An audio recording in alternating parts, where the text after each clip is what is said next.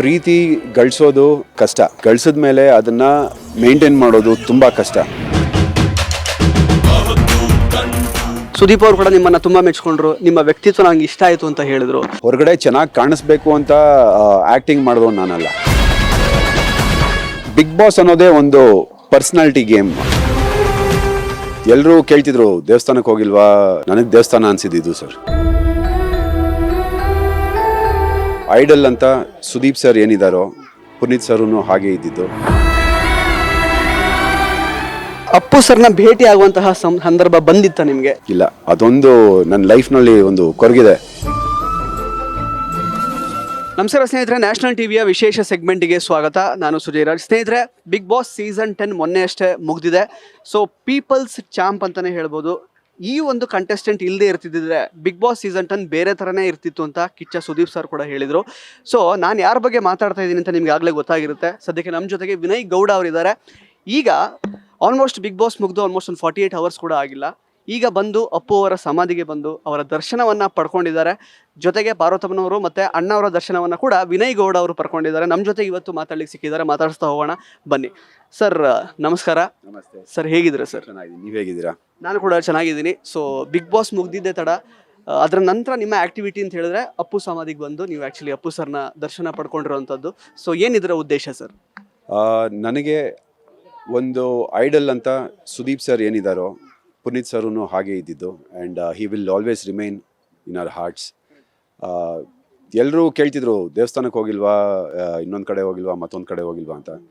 ನನಗೆ ದೇವಸ್ಥಾನ ಅನಿಸಿದ್ದು ಸರ್. ಸೊ ನಾನು ಏನು ಮಾಡಬೇಕಾಗಿತ್ತು ಅದನ್ನು ಮಾಡೋದಕ್ಕೆ ಬಂದಿದ್ದೆ.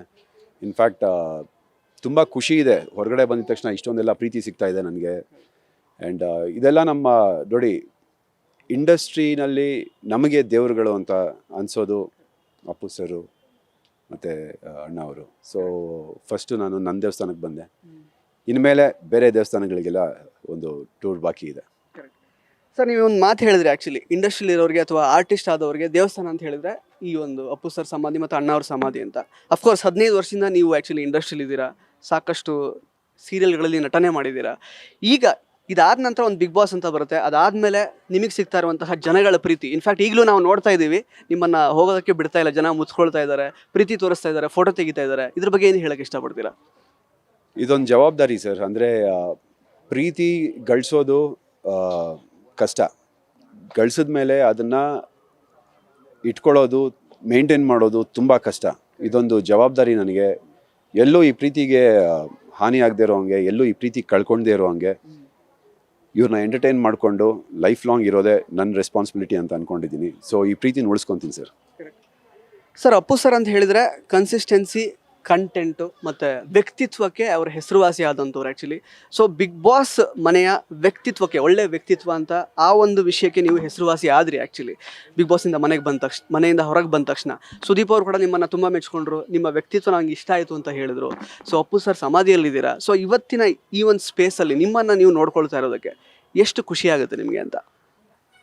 ಸರ್, ಒಳಗಡೆ ಏನಾಗ್ತಿತ್ತು, ಹೊರಗಡೆ ಅದು ಹೇಗೆ ಪೋರ್ಟ್ರೇ ಆಗ್ತಿತ್ತು ಅನ್ನೋದು ಕಂಪ್ಲೀಟ್ಲಿ ಬ್ಲೈಂಡ್, ನನಗೆ ಗೊತ್ತಿರಲಿಲ್ಲ. ಹೊರಗಡೆ ಚೆನ್ನಾಗಿ ಕಾಣಿಸ್ಬೇಕು ಅಂತ ಆ್ಯಕ್ಟಿಂಗ್ ಮಾಡೋದು ನಾನಲ್ಲ. ನನ್ನ ವ್ಯಕ್ತಿತ್ವ ಏನಿತ್ತು, ಇಡೀ ಸೀಸನ್ನು, ಇಡೀ ಜರ್ನಿನಲ್ಲಿ ಅದೇ ವ್ಯಕ್ತಿತ್ವ ಇಟ್ಕೊಂಡು ಬದುಕ್ದವ್ ನಾನು. ಇವತ್ತಿಗೂ ಅದೇ ವ್ಯಕ್ತಿತ್ವದಲ್ಲೇ ಇದ್ದೀನಿ.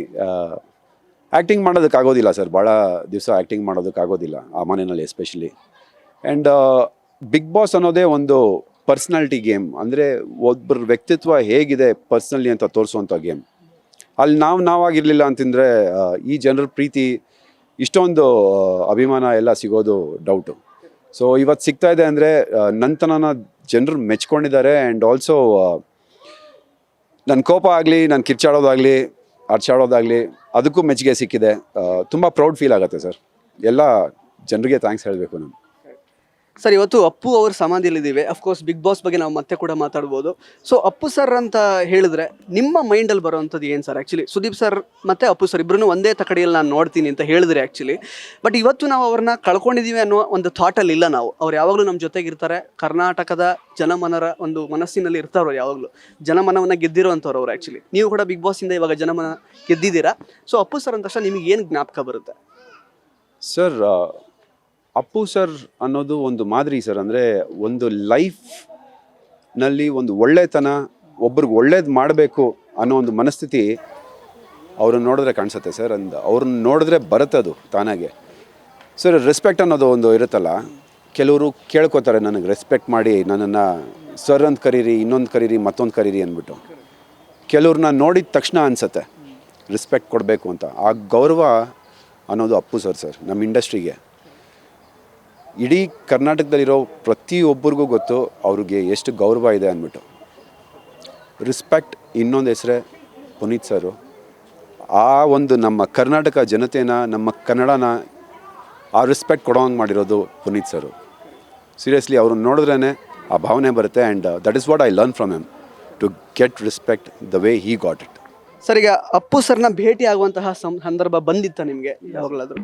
ಇಲ್ಲ, ಅದೊಂದು ನನ್ನ ಲೈಫ್ನಲ್ಲಿ ಒಂದು ಕೊರಗಿದೆ.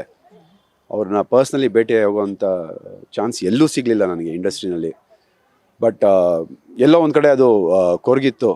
ಬಟ್ ಆ ಜರ್ನಿ ಇನ್ನೊಂದು 100 days ಮುಗಿಸ್ಕೊಂಡು ಫಸ್ಟ್ ಇಲ್ಲಿಗೆ ಬರಬೇಕು ಅಂತ ತಲೆನಲ್ಲಿತ್ತು. ಸೊ ಡೈರೆಕ್ಟಾಗಿ ಇಲ್ಲಿಗೆ ಬಂದೆ ನಾನು.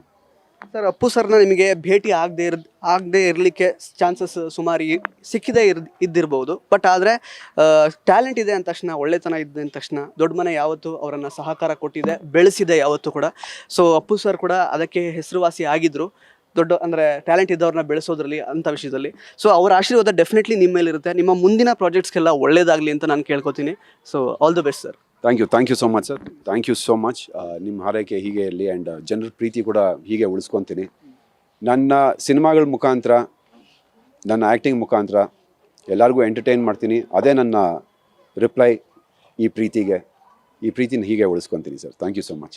Thank you so much sir, ನಮ್ಮ ಜೊತೆಗೆ ಇಷ್ಟು ಸಮಯ ಮಾತಾಡಿದ್ದಕ್ಕೆ. All the best sir. Thank you sir. Yes. So ಇದಿಷ್ಟು ವಿನಯ್ ಗೌಡ ಅವರ ಮಾತುಗಳು. ಮತ್ತೆ ಭೇಟಿ ಆಗ್ತಾ ಇರೋಣ. ಧನ್ಯವಾದ.